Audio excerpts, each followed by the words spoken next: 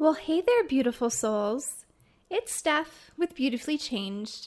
I'm a life and relationship advisor. I believe in love and kindness and personal growth. This podcast is designed to send you positivity and love and personal development tools. I want you to know that you truly are enough. And I want to give you the tools to help you get there if you're not already there. And if you are, let's maintain that. I believe that we are continuously evolving in this journey called life, and that life is always providing us opportunities to grow or not to stay in the present, to work through whatever is being provided to us so that we can learn lessons and be our best selves, live in our highest version of ourselves. So I'm going to be brave and vulnerable and share a piece of my journey with you. Please be gentle with me as I will be gentle with you. I do not have a story of addiction. I saw that growing up and knew it wasn't for me. I still to this day have some family members who are still in the heat of their addiction, and others who have worked their recovery. I set an intention for myself at a very young age to not get lost in the world of addiction. So because I don't have an addiction, this means that my rock bottom is different. A story we often don't hear. So many of us experience it, but we don't talk about it. Maybe we don't feel it's valid enough, or bad enough, or harmful enough to talk about it. So we just battle it alone. My rock bottom was rage and self-imposed isolation. Now with my rage, I wasn't being abusive towards anyone. Instead, my rage fueled me to build an invisible wall of isolation around myself. I wanted to keep others away. I wanted to keep others out. I didn't want people to hurt me more than they already had. After a lifetime of being hurt and judged by those who were supposed to be my safe place to land, my anger just grew and grew, and I could feel it boiling inside of me. And I didn't quite know what to do with the anger at the time, besides to just feel it and fuel it, because I had spent my whole life just forgiving instantly and not doing anything to help me work through the hurt or the anger in a truly deep way, in a way that released it from my life. And at the same time, I only wanted love and friendship from those in my life. I craved compassion and deeply meaningful relationships. However, I learned that if I could stay angry at someone, replay their injustice in my head over and over, that gave me a safe emotional distance. I allowed people one chance to rip my heart, and then the wall started to build, and I began to see them differently, as unsafe, instead of as human. Because as humans, we will hurt each other. Sometimes it's on purpose, and sometimes it's on accident. At this time in my life, the hurts, the injuries that I was receiving, some of them felt very, very much on purpose. And some of them, I think people had good intentions, but it came off very unsupportive and hurtful and unwanted. So I built this wall. And the thing is, I didn't truly realize that this distance that I was building between me and these people, my family, my friends, with these walls, that they also blocked any love I could receive from them. I know that now, but I didn't then. Then I suppose I was just in survival mode. And even though I felt lonely, the loneliness felt better than their words that hurt or their actions that hurt. Because I could make it through loneliness. However, when the ones you're leaning on, or hoping to lean on, or to celebrate with you, aren't there, or they're there in a weird way, a judgmental, critical way, that felt worse to me. But then I also realized I wasn't allowing myself to build new friendships or really allow other people into my life. And that wasn't good for me either. So I learned that my intentions were mismatched. I had the intention of wanting close and loving relationships, and at the same time, I wanted to keep everyone at a distance. I had spent my life being burned emotionally, and I'd forgiven, and I'd get burned again, and I was done. Finally, I said, F it. And in my early 30s, I decided that no one was safe to truly let in 100%. However, this meant I had to stay mad, which was a lot of work for me. I was always known as someone who's truly cheerful and optimistic and just filled with positivity and love and light. But didn't Rumi even say that the wound is where the light enters us? So I guess because I had been wounded so much in my life, I had a lot of light. However, at this point in time, I didn't want to tap into the light. I wanted to be angry. And even though I wanted to be angry, it was exhausting. And it started to bleed into every aspect of my life. My cheerful and patient side started to get lost beneath the anger. I was beginning to not even recognize who I was because of how I felt inside. I gained weight. I started to shut people out of my life and began to feel confused and alone. I felt as if no one cared if I had shut them out of my life because really no one cared about me that much anyway. And if they did, they had a funny way of showing it because the way they cared was so different than the way I would care or the way I had cared. And they just weren't connecting with me. So I spent a year or 2 years just fueling this anger, this rage. And then one night, I woke up in the middle of the night. And I just felt like I had to shift something. I had to do something. And I started writing in my journal. And I realized that I was hitting my rock bottom. And I needed relief. I wrote and I cried and I prayed. And all the pain I had experienced had to have a purpose, right? That's part of the message in Man's Search for Meaning. Our pain and suffering are not for nothing. And there was a purpose somewhere in that mess, even if it wasn't clear yet. And I remember when I was in my meditation, because I meditated for a few minutes that night, just trying to calm myself and find my connection. And I was focusing on my breath. And then I received the message loud and clear in big, bold letters. Be patient. And the day after I sat pouring out my heart, and I went through several Kleenexes of tears, I started reading Seed of the Soul, and my heart was busted open, and the true deep work began. But first, I had a good cry. As I read these 2 paragraphs that felt written just for me, it hit me and the tears poured because I knew it was true. My soul was shaken back to reality, and those words were my miracle. You may seek compassion and warmth, for example, but if your unconscious intention is to keep people at a distance, the experiences of separation and pain will surface again and again until you come to understand that you yourself are creating them. Those were the first lines I read in this chapter of intention in Seed of the Soul. And I thought, oh my gosh, yes, this is what I've been doing. I did my best to keep my distance from pretty much everyone in my life.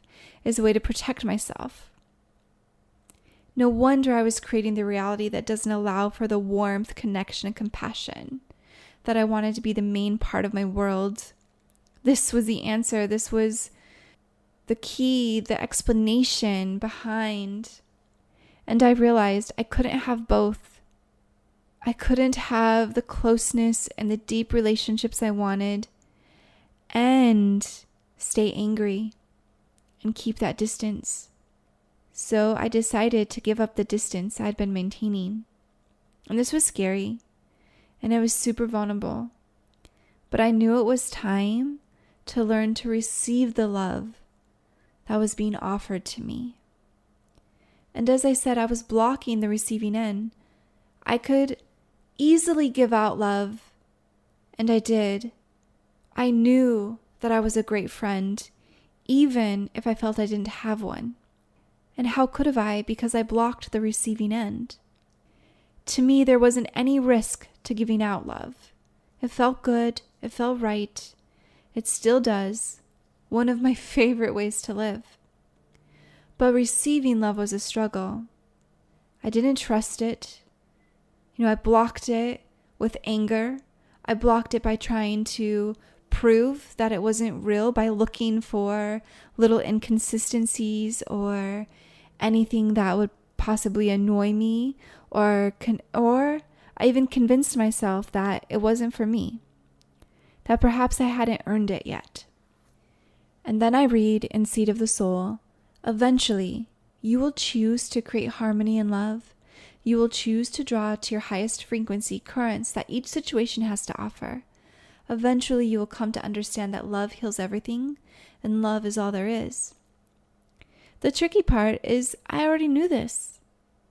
I already knew this, you guys, because I had spent my lifetime practicing this and knowing this and teaching others this. So in a sense, it was returning to myself, returning to my soul. And I had taken a detour by fueling this anger and this hurt and these wounds inside my soul, inside my heart. And my mind, body, and soul became disconnected.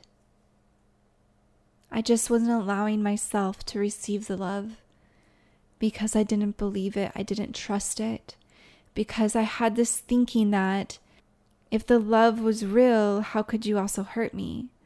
But then I think of myself, and I know that I deeply love people, and I know I've hurt people before myself. And I guess that's where our humanness comes into play, that we all have our flaws, and maybe something that wouldn't hurt one person in my life would hurt another. And that's the beauty of relationships, is we all have these unique personality types and these unique systems and perspectives and lenses that all get brought to the table. And I know I've purposely hurt people before, and I've accidentally hurt people before. And I wanted their forgiveness and their ability to trust me again. And to know that my one action doesn't define my entire being. So I begin to believe that if I wanted that from them, maybe they wanted that from me too. And that at the end of the day, we really all just want love. And we're all flawed in some sense. We will all do things that are displeasing to somebody else. And if it's somebody that is really important to us, then we can work it out. And that my part in all of this is just to be as loving as I can be, and to work through whatever emotions come at me, whatever injuries happen, and to not hang on to them and deepen the wound by hanging on to it. Instead, work through it. And I can honestly say I'm still on my journey of receiving love and breaking down the walls I have built. Some of the things I have done to help me through this is I do tapping every once in a while. I have someone that jokes with me because I love tapping, and it's a form of EFT, or it is EFT. And it's so amazing though. It's basically acupuncture that you do at home with your fingers. It's so good. And anyway, my friend teases me and asks me if I have stock in tapping because I'm always talking about it. So anyway, I love tapping and I've experienced awesome results from it and I know it works for me. So I've done tapping. I practice finding the good in others and in situations because I truly believe that everyone has a journey and a story that broke them in some way, that everyone is fighting some sort of battle, and that we all want to feel loved and that we matter, and that there is purpose to our pain and to our life. And I believe that love really is the answer and that kindness is the way. I also say thank you when I get a compliment instead of trying to deflect it or argue why I shouldn't deserve that or receive that compliment. Instead, I said thank you and let it soak in. Forgiveness is a daily practice. Forgiveness for myself and forgiveness of others. I remember my intention of wanting to receive and give love, warmth, and community with others, to co-create a world of compassion.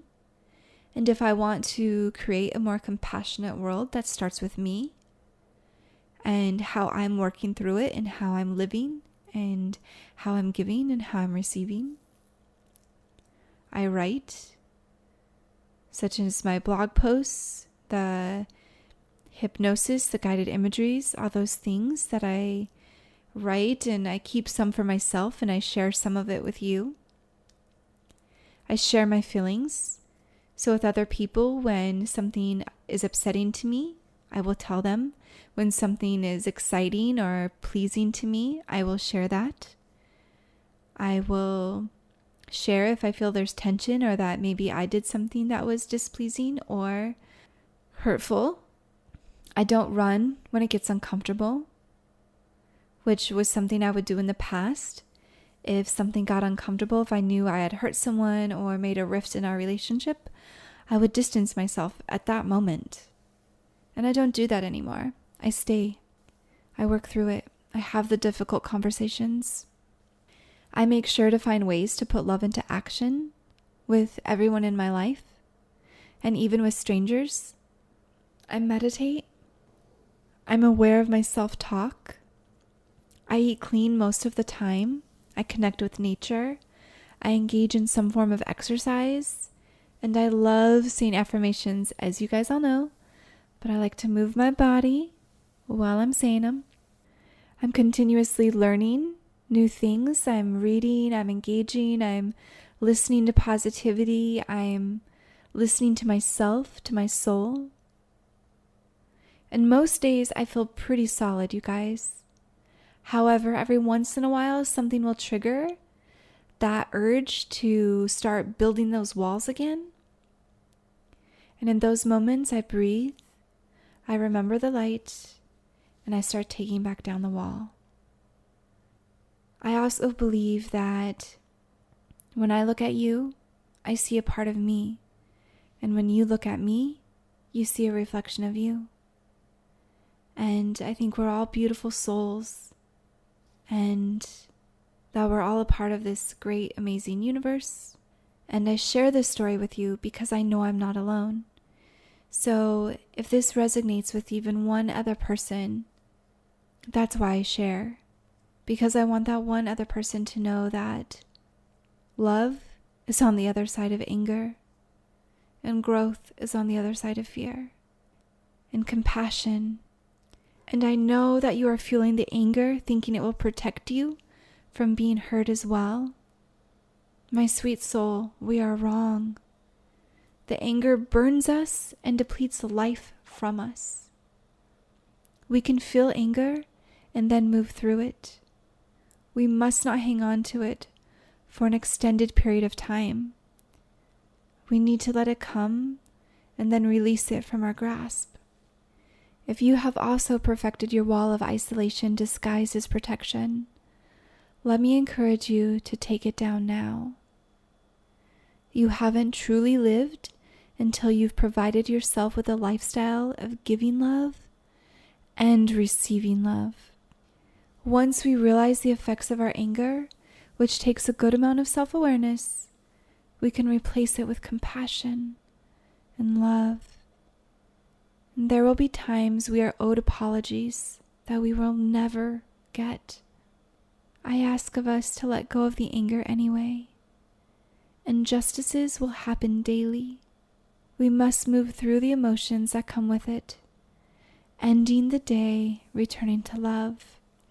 Allow yourself the intention of receiving and giving love.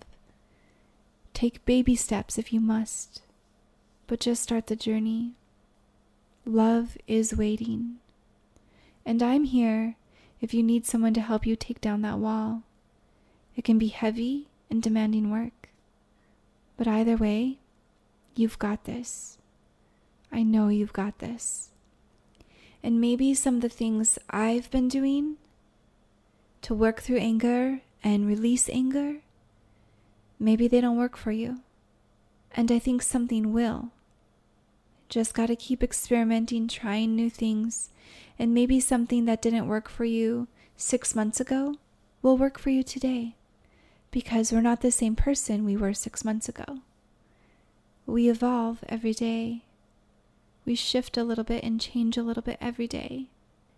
And we get to decide, are we going to fuel and feed the love in us or the hurt in us, the fear in us? And I'm definitely on the journey and the path of feeding the love inside me, fueling that to grow, watching it expand.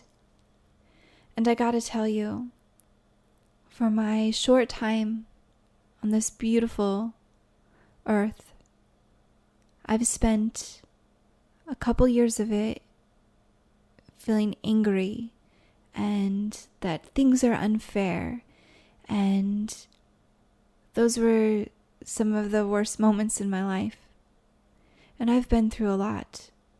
So I really have found that there is power in seeing the good and looking for the good.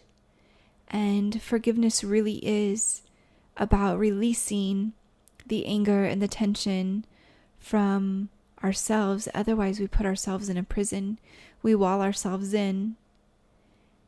And forgiveness is definitely a practice. And I hope it's a practice you will join me in, so that love can live truly within you to its fullest potential. And sometimes we battle with forgiveness in the sense that, should I really forgive if it's just for my own good? And if it's not really for the other person, isn't that kind of selfish? Perhaps, maybe not. I'd encourage you to forgive anyway because you're worth it. You are worth it, my friend. You are worth living the life of the full potential of giving love and receiving love. And forgiveness is one of the keys to that. And again, I'm not saying that we can't ever feel anger, because we will, and that would be really, really unrealistic. It would be setting ourselves up for failure. And I'm not a fan of that. So we definitely can feel anger. I'm just advocating that we don't hang on to the anger, that we release it, that we move through it, that we work through it. And we find compassion on the other side. So be aware of your thoughts. Be aware of whatever you are replaying in your mind, whatever thoughts you are consuming, and shift them for your betterment. Replay the good stuff. We are made to love. We are made to connect. We need them to flourish, to thrive. So I'm inviting you, if you can relate to this story, to join me on the journey of love and compassion and kindness, and feeling our emotions, and then letting them come and letting them go, and learning what we can from interactions, and taking the lessons with us, and applying what we have learned so we can allow our soul to heal and reconnect our mind, body, and soul so that they're all working together for our better good. And if you have any questions about this or any story you'd want to share with me, feel free to. You know where to find me on my Instagram at beautifullychanged or through my blog at beautifullychanged.com. Or you can even send me an email if you'd like. Stephanie at beautifullychanged.com. So thank you so much for joining me today and for hearing a part of my story. I'm sending you so much love and positivity, and I'm receiving all the love you're sending back. Have a beautiful day. You've got this. I'll talk to you later.